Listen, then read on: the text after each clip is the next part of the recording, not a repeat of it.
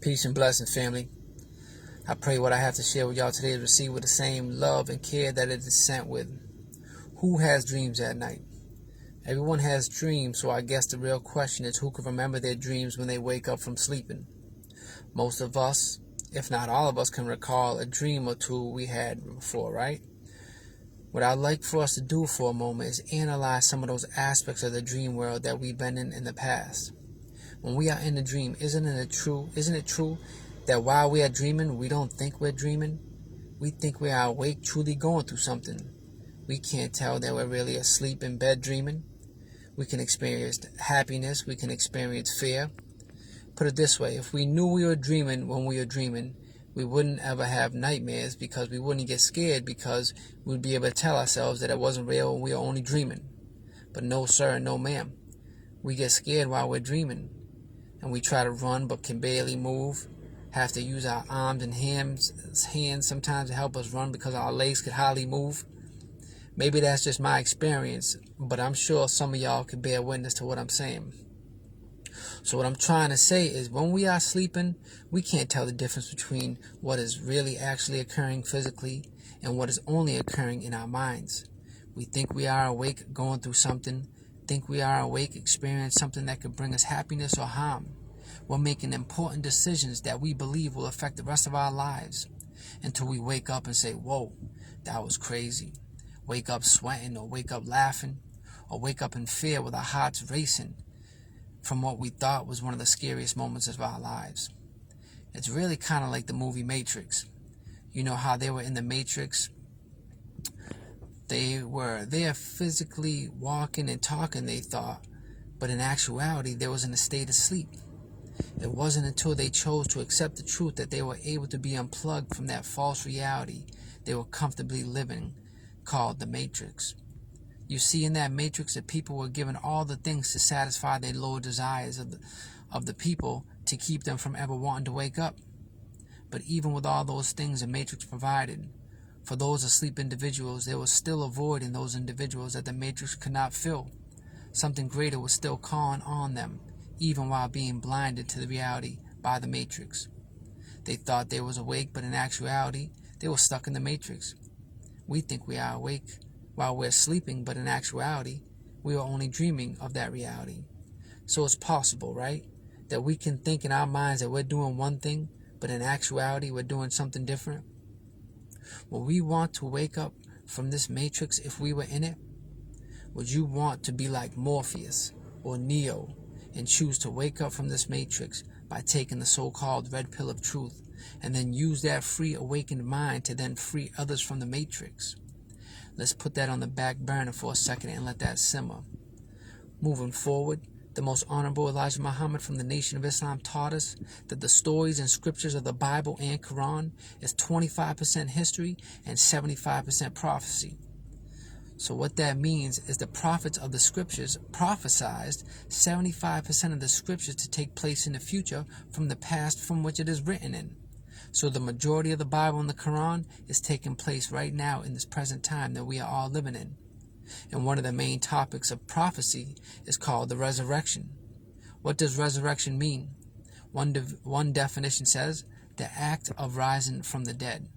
This does not mean rising from the graves like in Michael Jackson's Thriller video. No, that's the wrong idea we may have in our minds. So let me try to give us a better picture. You know how there are scientists in laboratories that do studies on animals like mice. And some of those experiments on mice, sometimes they are experimenting on the mice with certain chemicals and poisons for wars and whatnot.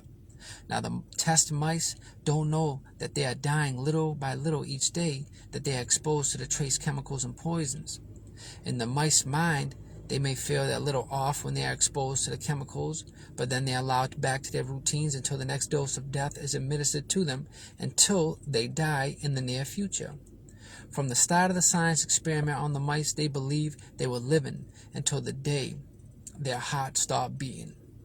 But in actuality, they stopped living at the start of the science experiment and crossed over into dying each day until they physically died.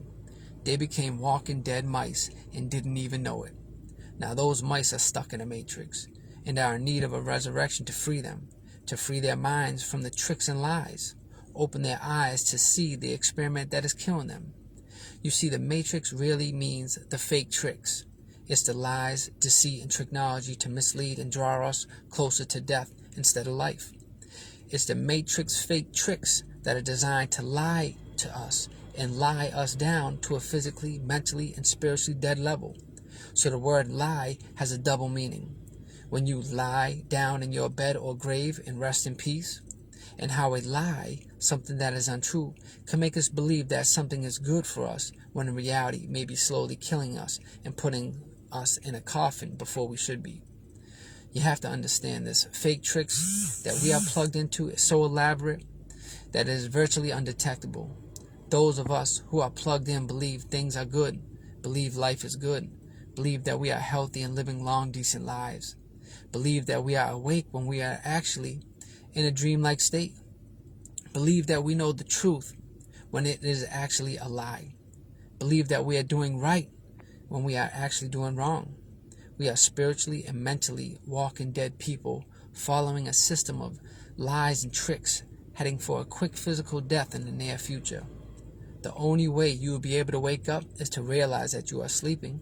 Therefore, the only way you'll be able to be resurrected is to realize that you are spiritually and mentally dead.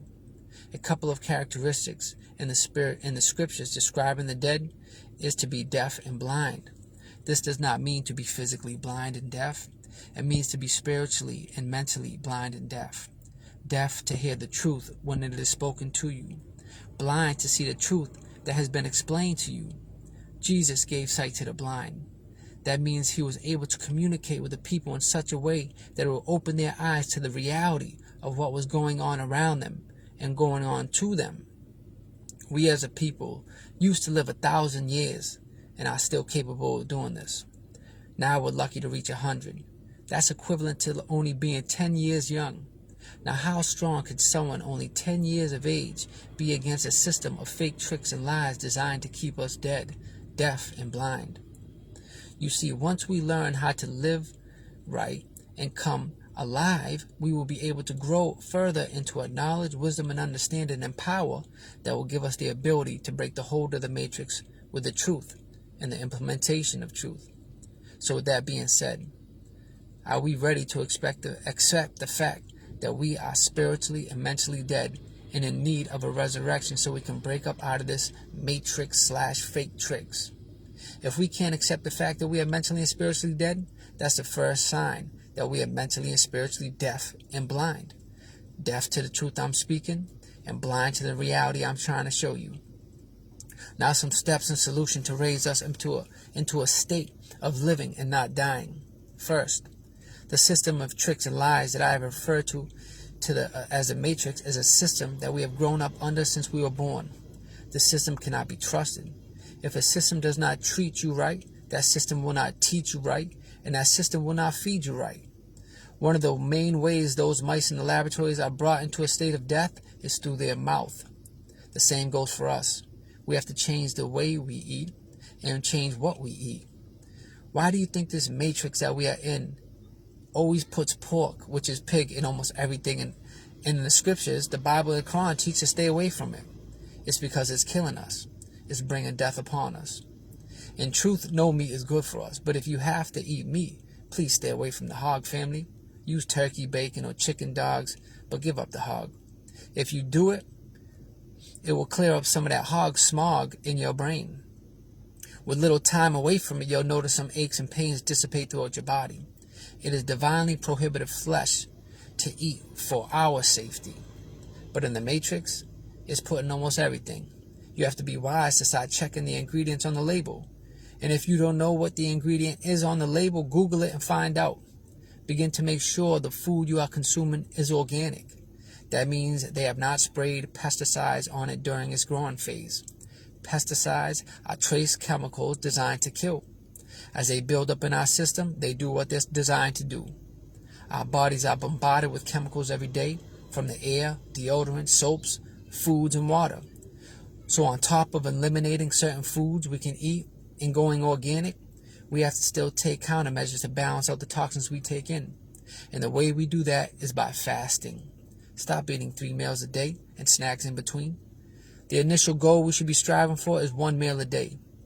But I understand this sounds extreme to most. So try not to eat before 12 in the afternoon to start off. Eliminate your breakfast. Unless you feel strong enough and wise enough to eat your meals 1 a day between 4 p.m. and 6 p.m., this needs to be the goal for ourselves to help us escape the death of the matrix/fake tricks. Along with eating 1 meal a day, we need to do a fast every month. In the Nation of Islam, we have a prescribed to do a 3-day fast each month. That's 3 days of no eating, only water and coffee. This is what purges the chemicals and toxins out of our body each month that we have built up from a polluted world. I leave y'all with this. Jesus said, "Be ye not conformed to this world, but be ye transformed by the renewal of your mind." Most of us have our minds made up and are quite comfortable fitting in this world that they prescribe for us. They tell us how to act, what to like, and how to be like. But it is time for us to transform our lives by implementing this new information I am sharing with you. It will be life-saving. All praise is due to God, one love, and peace. Assalamu alaikum.